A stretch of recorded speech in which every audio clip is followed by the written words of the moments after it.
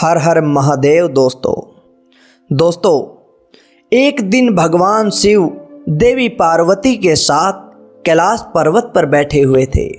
अचानक बैठे हुए देवी पार्वती महादेव से कहने लगी कि प्रभु, मेरे मन में एक प्रश्न आ रहा है, मेरे मन में एक संशय उत्पन्न हो रहा है, आप उस संशय का निवारण करें।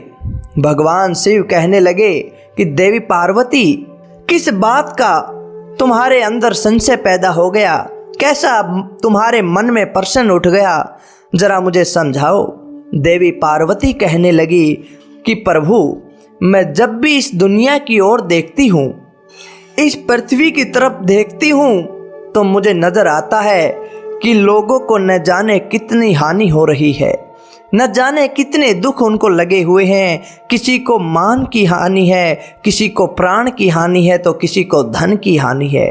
यह किस प्रकार से दूर हो सकती है, आप मुझे जरा अच्छे से समझाइए।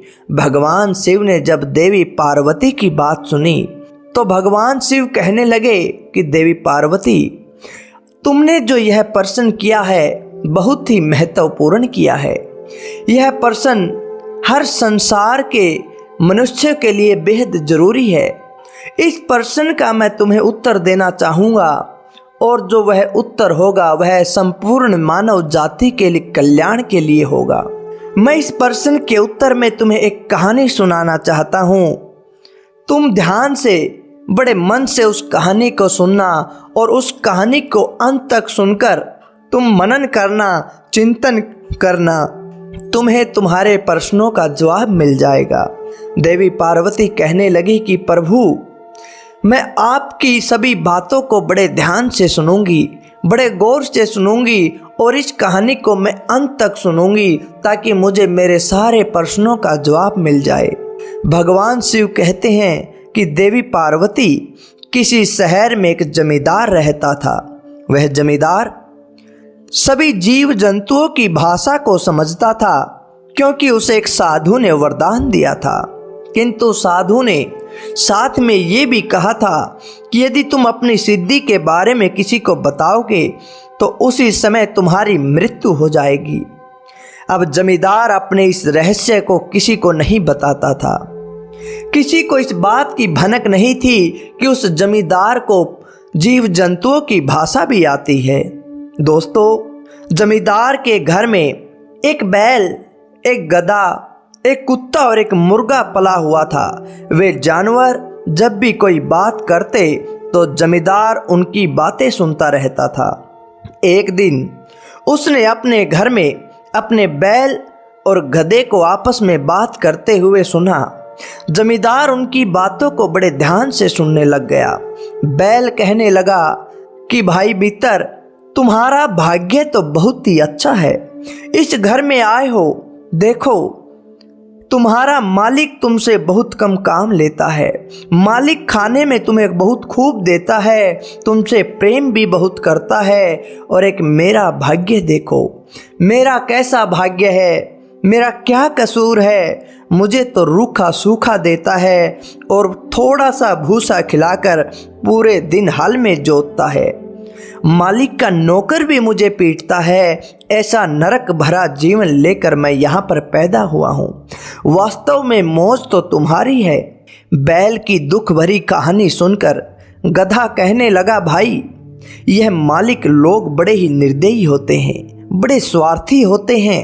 मैं तुम्हें इनसे बचने का एक उपाय बताता हूँ। अगर तुमने मेरी बात मान ली तो तुम भी बड़े आराम से जीवन को बिताओगे। तब गधा बैल को एक उपाय बताता है। बैल गधे की बात बड़ी ध्यान से सुनने लगता है। उधर जमींदार भी उनकी बातों को बड़े गौर से सुन रहा था। गधा कहने लगता है, मित्र, तुम एक काम करो, जब नौकर तुम्हें हल में जोतने के लिए आए तो तुम बीमार होने का नाटक करने लग जाना। पहले तो तुम घर से बड़ी ही मुश्किल से उठना, चाहे तुम्हें कितना भी मारे तुम आसानी से मत उठना। जब वो तुम्हें लेकर चलने लगे तो लड़खड़ा कर गिर पड़ना। वो तुम्हें मारपीट कर उठाना चाहे तो भी तुम मत उठना, तब नौकर समझेगा कि तुम बहुत बीमार हो। वो तुम्हें काम पर नहीं ले जाएगा। दोस्तों, जमींदार ने उनकी सारी योजना को समझ लिया, उनकी सारी बातें सुन ली। उधर अगले दिन जब नौकर बैल को खेत में जोतने के लिए ले जाने लगा तो बैल पहले तो उठा ही नहीं, और जब वो उठा तो कुछ दूर चलने पर लड़खड़ा कर गिर पड़ा। बैल ने उसे बहुत मारा, बहुत पीटा, उसको उठाना चाहा लेकिन बैल नहीं उठा। तब नौकर ने जान लिया कि बैल तो बहुत बीमार है। उसने यह बात अपने मालिक को बताई। जब जमींदार को यह बात पता चली तो वह तो पहले से ही जानता था, वह पहले से ही उन दोनों की चाल सुन चुका था। वह जानता था कि बैल को यह चालाकी गधे ने बताई है। सबसे बड़ा मक्कार तो वह गधा है। बैल के बदले का काम अब उस गधे से लूँगा। जमींदार ने नौकर से कहा कि जाओ, अगर बैल बीमार है तो उसे काम पर मत ले जाओ, उसे खाने को चारा डाल दो, उसे आराम करने दो। इसकी जगह आज तुम उस गधे को ले जाओ, एक गधा तुम बाहर से ढूंढ लेना, उन दोनों को मिलाकर ही हल में जोत कर चलाना। देवी पार्वती, तब नौकर ने वैसा ही किया। बैल को खाने का चारा डाल दिया और गधे की रस्सी खोलकर उसे खेत में ले गया। पूरे दिन उससे खूब काम करवाया। बैल का सारा काम मार पीट कर गधे से करवा लिया। आज बैल की जगह जूत कर बहुत दुखी हो रहा था। सोचने लगा कि मैंने बैल को अच्छी अकल बताई, वह तो काम से बच गया, किंतु मुझ पर ही आन पड़ी। यदि मालिक ने रोज रोज मेरे साथ ऐसा किया तब तो मैं मर ही जाऊंगा। दोस्तों, भगवान शिव देवी पार्वती से कहने लगे कि देवी पार्वती, गधा इस प्रकार सोच रहा था। उसी समय जमींदार आकर उसकी बातें फिर सुनने लगा। आज घर आकर गधा बैल को कहने लगा कि भाई, आज तो तुम खा पी कर आराम से लेटे हुए हो। उस बैल ने गधे का एहसान मानते हुए कहा कि भाई, तुमने मुझे ऐसी तरकीब बताई है कि कल मैं काम से भी बच गया और पूरा दिन पड़ा रहा। पड़ा मैं खाता रहा, मुझे किसी प्रकार की कोई तंगी नहीं हुई। मैं तुम्हारा उपकार जीवन भर नहीं भूलूंगा। काम से बचने के लिए अब मैं रोज यही बहाना बना लूँगा। देवी पार्वती से कहने लगे कि देवी पार्वती, अब गधा समझ गया कि अगर बैल ने फिर से बीमार होने का नाटक किया तो उसके बदले काम उसे ही करना पड़ेगा। बैल की बात सुनकर गधा गुस्से से लाल हो गया।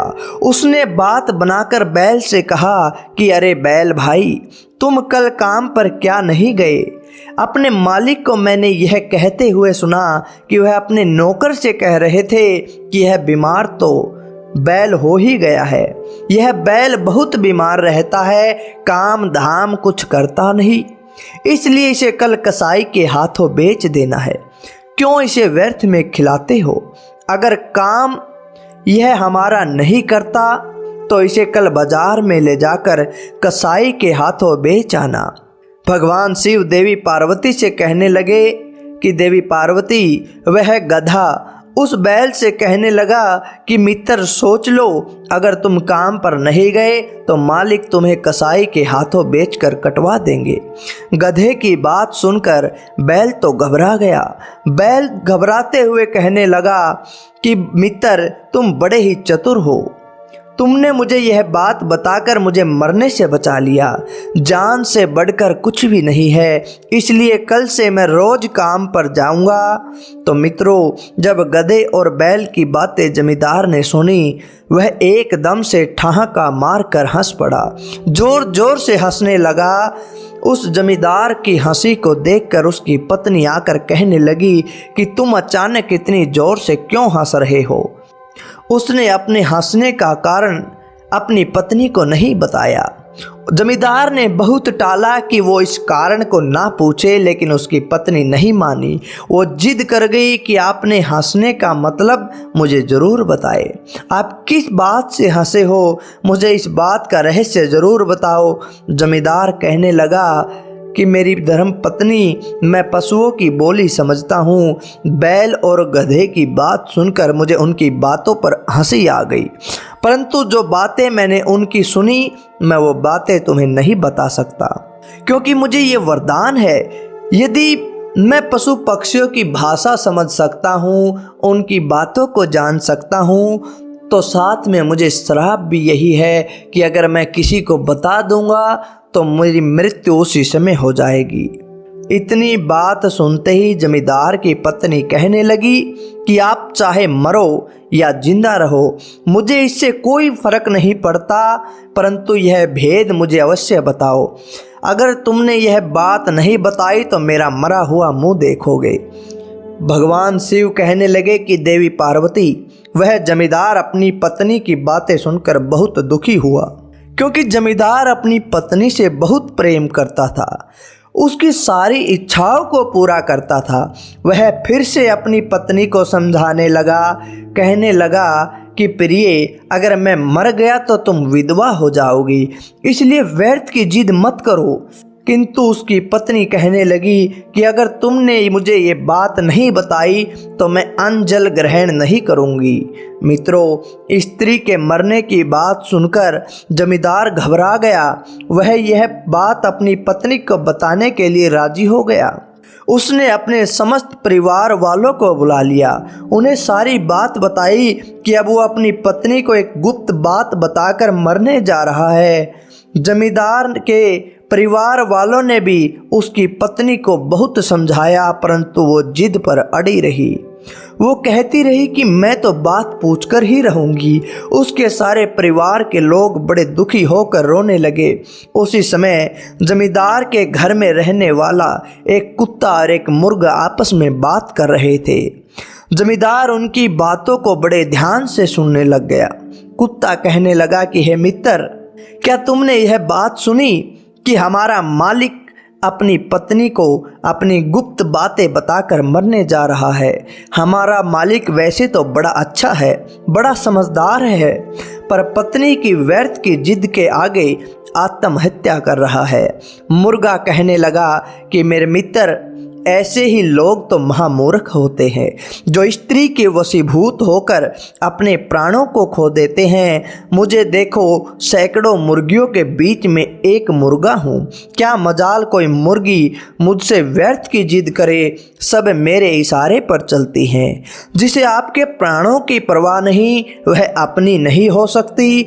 जमींदार तो मेरी दृष्टि में बिल्कुल ही मूर्ख आदमी है, जो पत्नी के लिए प्राण देने जा रहा है और उसकी पत्नी को उसके प्राणों की कोई परवाह नहीं। कुत्ता बोला, हाँ भाई, तुम बहुत ठीक कह रहे हो, मनुष्य ऐसा ही होता है। भगवान शिव कहने लगे कि देवी पार्वती, यह 4 काम मरते दम तक कभी मनुष्य को नहीं करने चाहिए। पहला काम तो स्त्री पुरुष या पिता पुत्र के आपसी झगड़े में किसी एक की तरफ से गवाही नहीं देनी चाहिए। और दूसरा काम, मनुष्य को अपने उन कार्यों को सदैव गुप्त रखना चाहिए जिनसे उसकी कमजोरी का पता चले, उसके जान या माल का नुकसान होने वाला हो, जिन बातों में उसकी यश कीर्ति धूमिल होती हो, उसका अपमान होता हो, उसके परिवार पर विपत्ति आती हो या फिर किसी और की जान जाती हो, तो उन बातों को हमेशा ही गुप्त रखना चाहिए। भगवान शिव देवी पार्वती को समझाते हुए कहते हैं कि देवी पार्वती, तीसरी बात, जिसने जिम्मेदारी के साथ अपने परिवार का पालन पोषण नहीं किया, अपने दुश्मनों का नाश नहीं किया, अपनी प्राप्त की हुई वस्तु या अपनी सिद्धि की रक्षा नहीं की, तो उसका जीवन व्यर्थ है। फिर चौथी बात, भगवान शिव कहते हैं कि अपनी प्रिय रानी के कहने पर अपनी माता, अपने पुत्र, अपने बंधु भाई या अपने किसी सोच के अपराध को बिना जांचे बिना परखे सत्य नहीं समझना चाहिए। अगर मनुष्य उसकी जांच परख करे तब जाकर ही फैसला लेना चाहिए। यह समझाते हुए भगवान शिव देवी पार्वती को कहने लगे कि देवी पार्वती, मुर्गा कहने लगा कि भैया अब जमींदार करे भी तो क्या करे, वो तो स्त्री प्रेम में अंधा है। तब कुत्ता कहता है कि मित्र, मार के आगे भूत भागते हैं। मालिक को चाहिए कि वह जिस कोड़े से घोड़े को पीटता है उसी से अपनी पत्नी को भी समझाए, उसकी अभी अकल ठिकाने आ जाएगी। दोस्तों, कुत्ते की बात सुनकर जमींदार का जमीर जाग गया। वह कोड़ा लेकर अपनी पत्नी पर टूट पड़ा और वह स्त्री कोड़ों की मार से चीखती चिल्लाती हुई उठकर घर की ओर भागने लगी और कहने लगी कि मुझे छोड़ दो, मैं नहीं पूछूंगी। तो दोस्तों, इस प्रकार वह अपनी जान बचाकर घर में जाकर छुप कर बैठ गई और इस प्रकार से जमींदार की जान भी बच गई और उसकी पत्नी की अकल भी ठिकाने आ गई। तो प्यारे दर्शकों, कैसी लगी आपको यह कहानी? अपनी राय कमेंट में ज़रूर दें। मिलते हैं अगले वीडियो में एक नई चर्चा के साथ, एक नई ज्ञानवर्धक वीडियो के साथ। आप सभी का बहुत बहुत धन्यवाद। हर हर महादेव।